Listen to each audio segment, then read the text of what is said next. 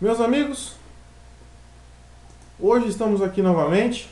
Vamos falar um pouquinho sobre direito do trabalho e passar aqui para vocês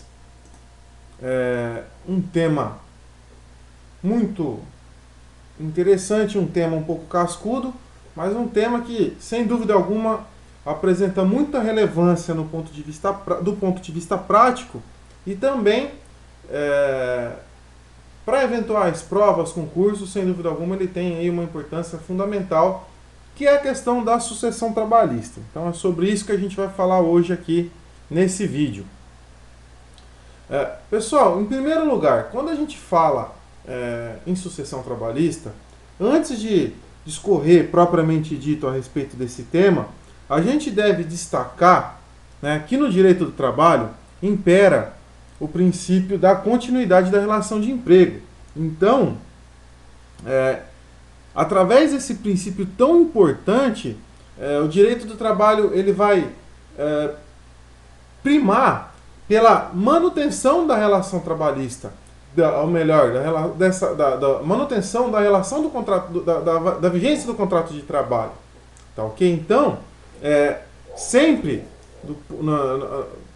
nos instrumentos legais que são aí assegurados na esfera trabalhista, vai se buscar garantir a continuidade desse vínculo, tá ok? Do vínculo que liga empregado e empregador, independentemente aí de eventuais modificações do ponto de vista jurídico ou até mesmo pessoal que a gente possa verificar na empresa, tá ok? Sempre vai se buscar garantir a continuidade desse vínculo, evidentemente buscando, portanto, proteger, tutelar o interesse do trabalhador, tá certo? Tendo isso como premissa básica, vamos partir então para a análise de dois artigos muito importantes a respeito desse tema, que é o artigo 10 e o artigo 448, ambos da CLT. Então, serão esses artigos que passarão aí para nós, em linhas gerais, de uma forma, como a gente vai ver aqui, bem simples, bem resumida, as consequências jurídicas que serão aplicadas na esfera da sucessão trabalhista. Vamos lá então. Primeiro, o artigo 10 aqui da CLT. Qualquer alteração na estrutura jurídica da empresa não afetará os direitos adquiridos por seus empregados. Então, o que esse artigo ele passa aqui para nós? Que eventuais alterações na estrutura jurídica da empresa, né, uma mudança da empresa, quando ela se torna, por exemplo, uma sociedade anônima e na verdade ela era, ou melhor, anteriormente ela era uma sociedade limitada, circunstâncias nesse sentido, né? Uma empresa que era individual e passa a ser uma sociedade, então mudanças nesse sentido, em regra, elas não vão implicar necessariamente em mudanças também no contrato de trabalho ou em uma nova relação trabalhista, tá ok? Nesse mesmo sentido, o artigo 448 da CLT ele diz para nós, né? Vamos lá. A mudança na propriedade ou na estrutura jurídica da empresa não afetará os contratos de trabalho dos respectivos empregados. Então, esse artigo ele acaba trazendo, portanto, aí as mesmas ideias, os mesmos fundamentos do artigo 10, né? Se busca garantir dessa forma, então, que mudanças ou na estrutura jurídica, ou até mesmo nos sócios, no proprietário da empresa, né? O empregador ele comercializa a empresa a uma outra pessoa e mesmo assim o contrato de trabalho que ele mantinha com o empregado, se esse novo proprietário buscar também contar com os serviços desse empregado, o contrato de trabalho continuará o mesmo, ele vai perdurar, ele vai continuar, ok? É isso que a gente vai tratar nesse tema propriamente dito. Então a gente não vai ver uma ruptura no contrato de trabalho todas as vezes que a gente verificar uma alteração no objeto jurídico, no objeto societário, enfim, né? Em alguma situação que possa modificar aí o empregador, tá certo? O contrato de trabalho ele vai perdurar. Por que isso, pessoal? É muito importante no direito do trabalho a diferenciação entre empregador e empresa. E empresa, para nós aqui no direito do trabalho, está ligada à atividade exercida pelo empregador. Então, nesse aspecto a gente tem aqui coisas diferentes. E, portanto, a alteração na figura do empregador não vai implicar diretamente ou necessariamente uma mudança no contrato de trabalho. Até inclusive sobre esse tema, recomendo aí a vocês que assistam um vídeo nosso denominado Despersonalização da figura do empregador. Vai complementar bastante o aprendizado sobre esse tema, e esse vídeo está aí no nosso canal no YouTube para vocês, tá certo? Pois bem, como a gente viu, a regulamentação que é estabelecida pela CLT a respeito desse tema é uma regulamentação muito abrangente, muito genérica. E isso acaba propiciando a doutrina, a jurisprudência, uma regulamentação, um desenvolvimento desse tema um pouco mais específico. Como que a gente vai tratar desse tema da sucessão trabalhista? A gente vai procurar dar uma abordagem que é a abordagem destinada pelo professor Maurício Godinho Delgado no seu curso de Direito do Trabalho. Uma obra das mais conceituadas, das mais completas dentro da ciência do direito do trabalho. Então, sem dúvida alguma, é uma abordagem bem interessante e é essa abordagem que a gente vai seguir a partir de agora. Então, primeiro, ele procura tratar essas questões da sucessão diferenciando as situações tradicionais de sucessão e as situações mais modernas, mais novas relacionadas à sucessão trabalhista. Então vamos primeiro analisar as circunstâncias, as situações tradicionais que normalmente a gente enfrenta quando a gente fala de sucessão trabalhista. Então, quando a gente tem a alteração da estrutura jurídica do empregador, né? O empregador que era empresário individual, melhor dizendo, e se torna uma sociedade, ou uma sociedade que era limitada e se torna uma sociedade anônima. Então, a gente vai verificar nesse caso uma alteração muito importante no objeto jurídico dessa empresa, mas uma alteração essa que não vai trazer nenhum tipo de consequência, ela por si só, né, no contrato de trabalho. O contrato de trabalho vai continuar.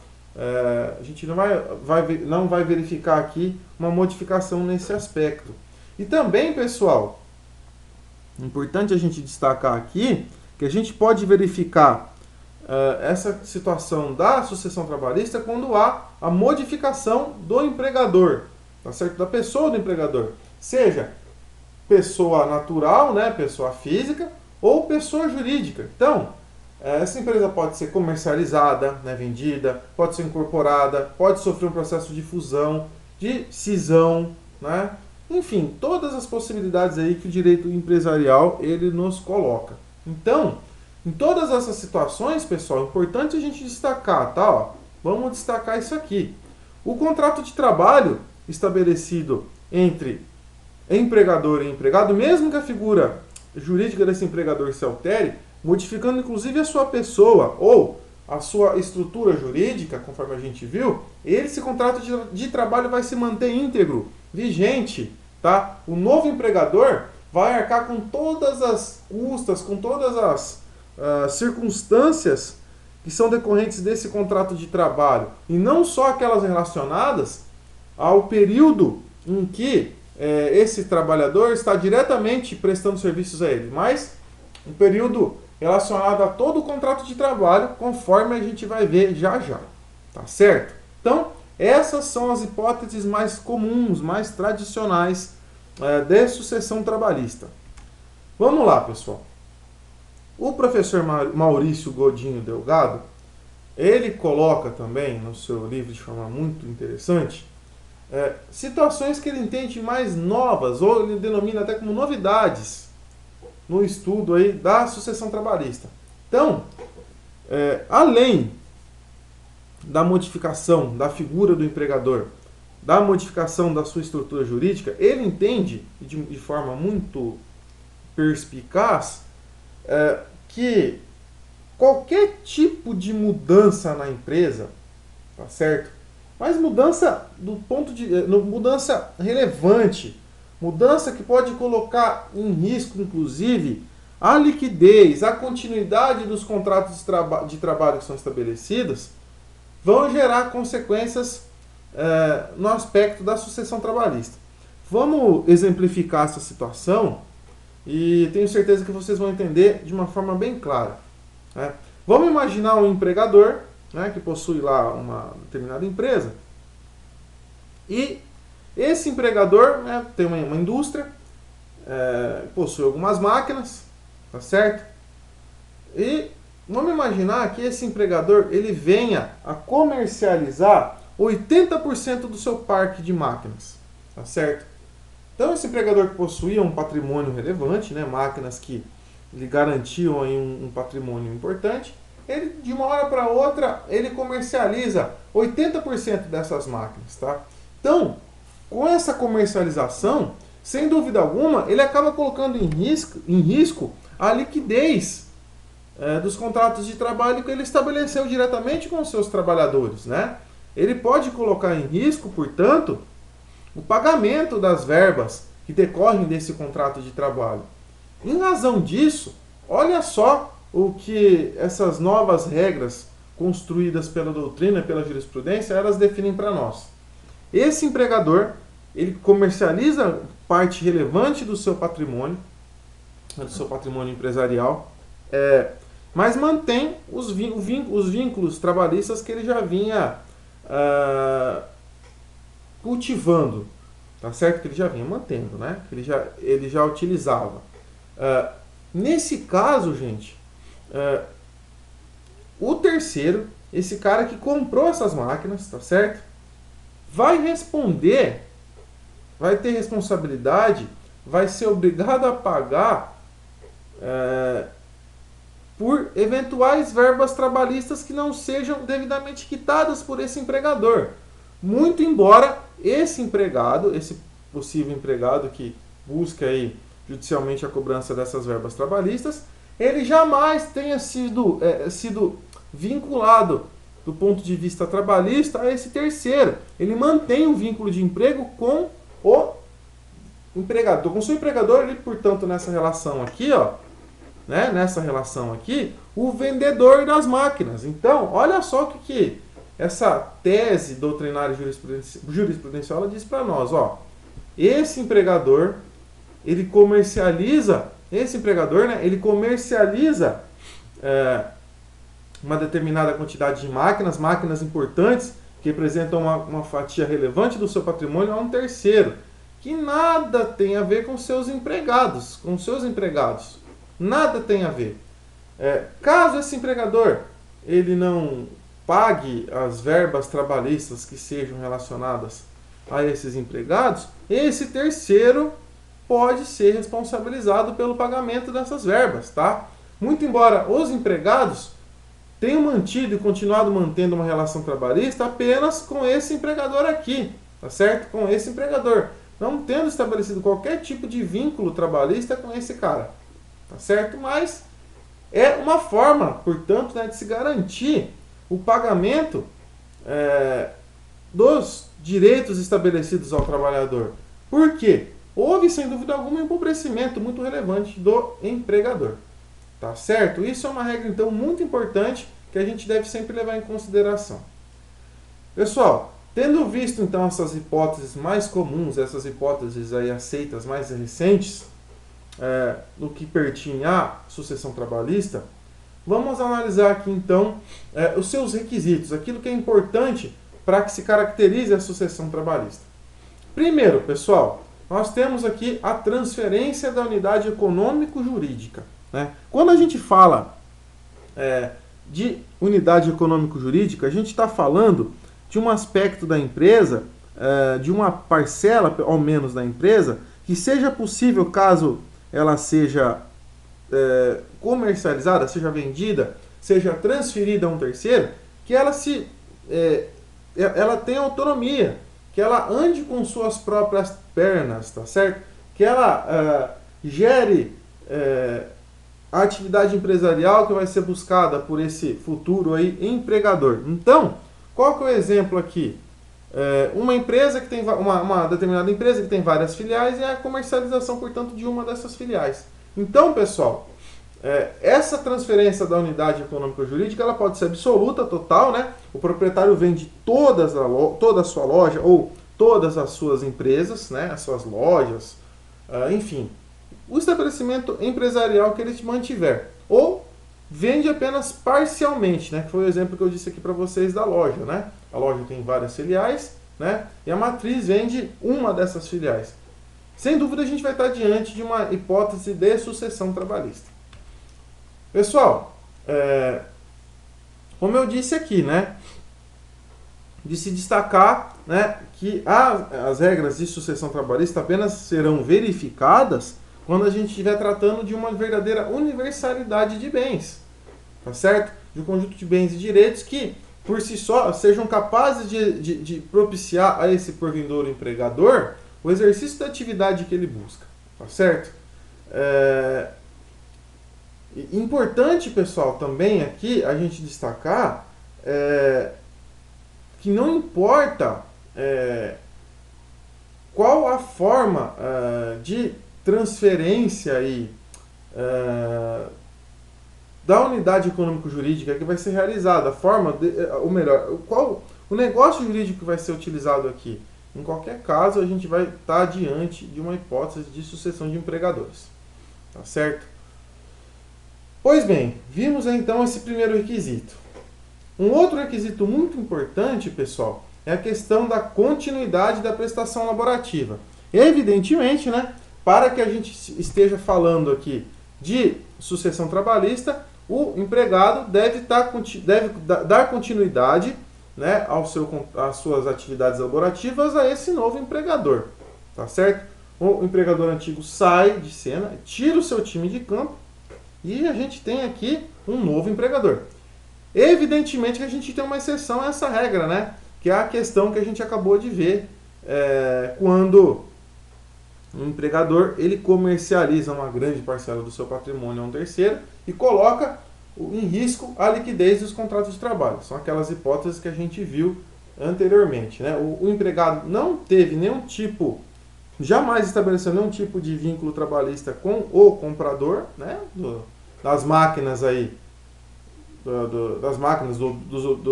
dos bens utilizados aí pelo empregador para realizar aí a sua atividade empresarial, né?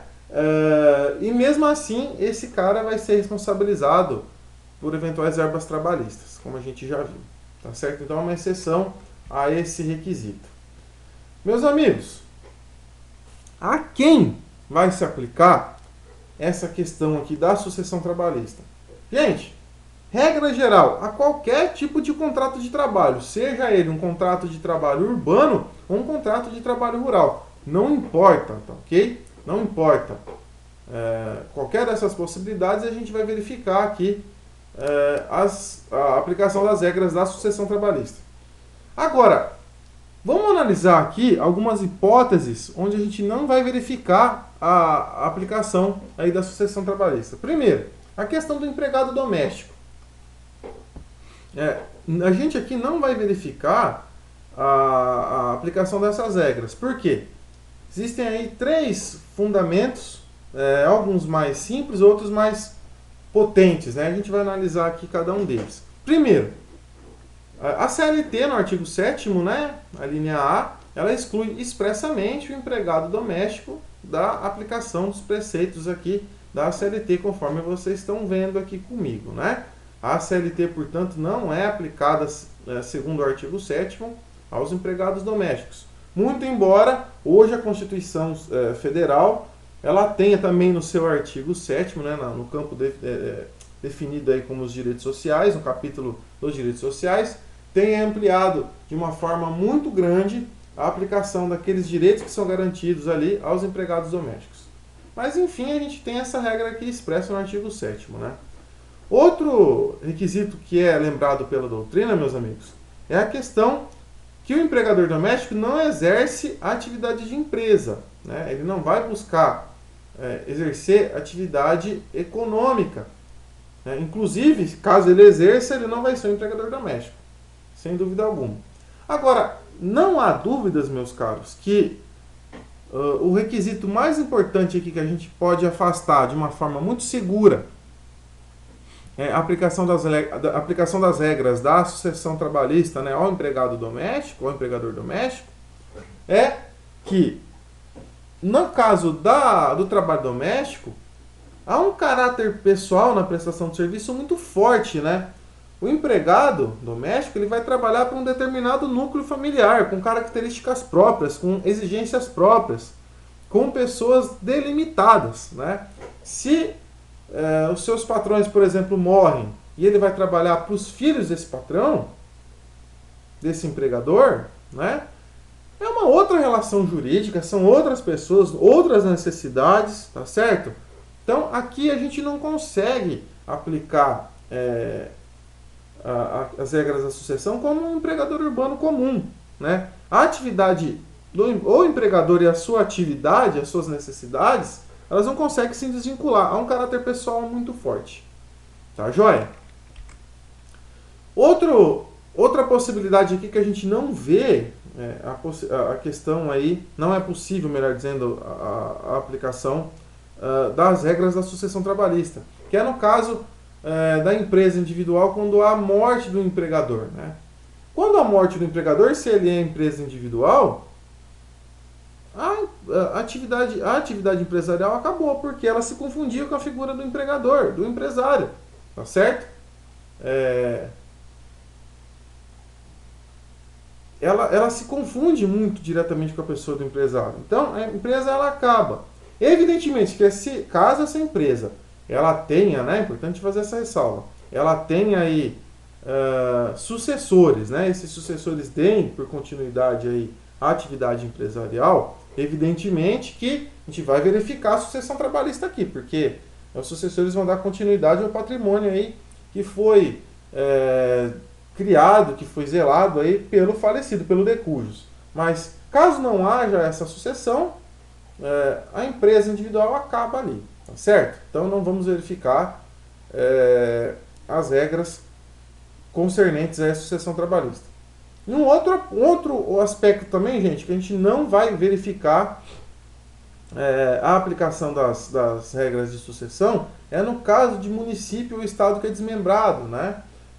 Há um estado maior, né? Um estado que já havia sido estabelecido anteriormente, né? Um estado que faz parte de uma federação, vamos pensar assim, ou uma própria cidade.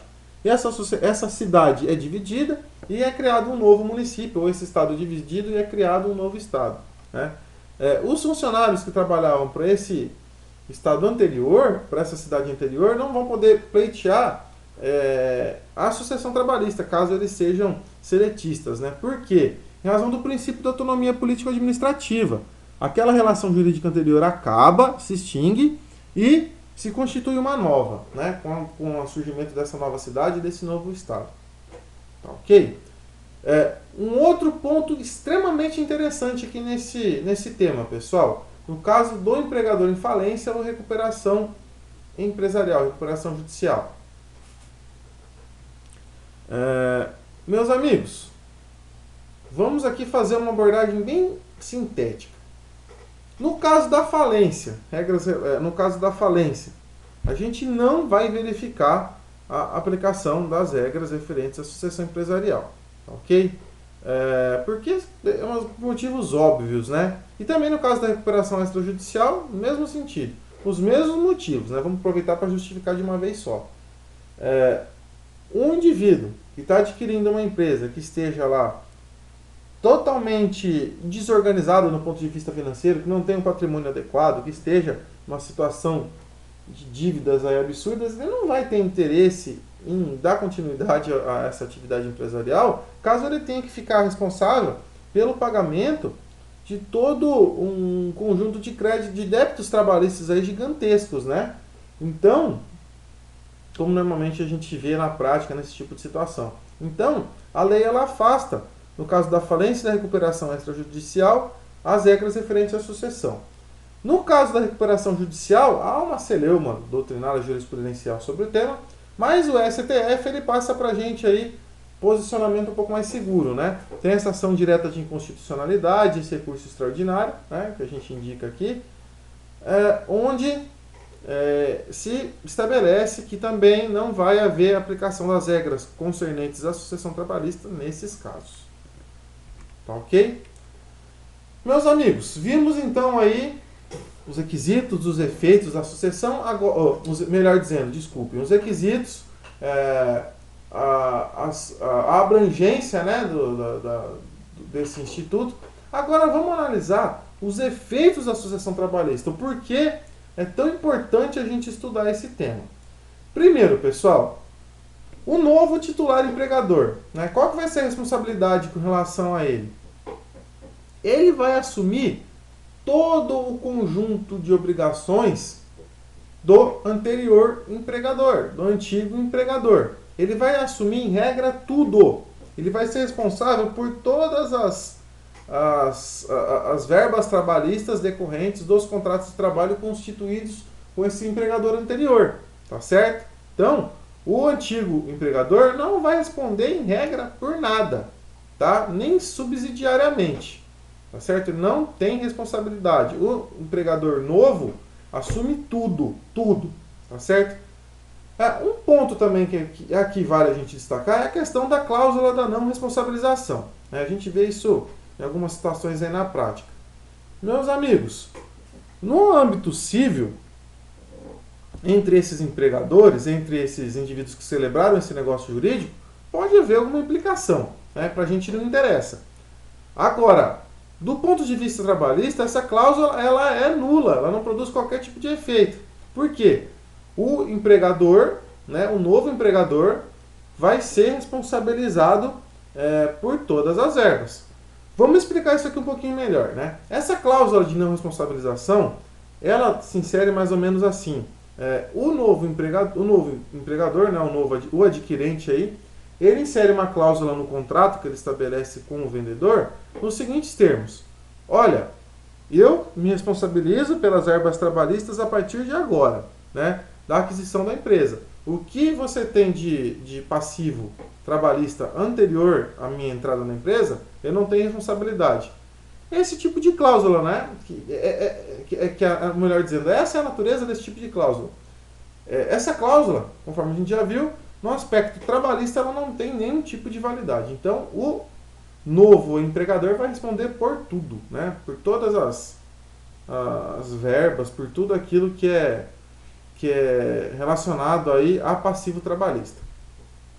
Como a gente já viu, o empregador sucedido não possui qualquer tipo de responsabilidade, essa é a regra. Agora, quais são as exceções a essa questão, né? Quando um empregador sucedido, né, ele vai ter algum tipo de responsabilidade.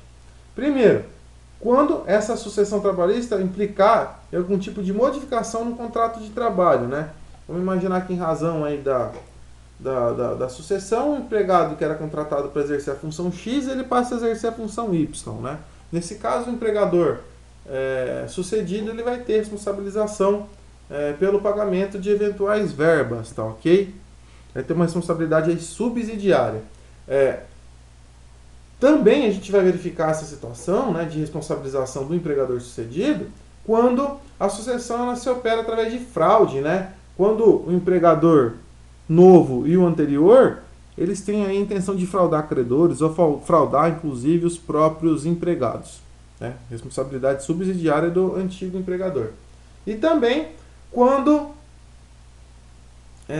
o empregador anterior ele não transfere em definitivo a titularidade da empresa, né? da sua...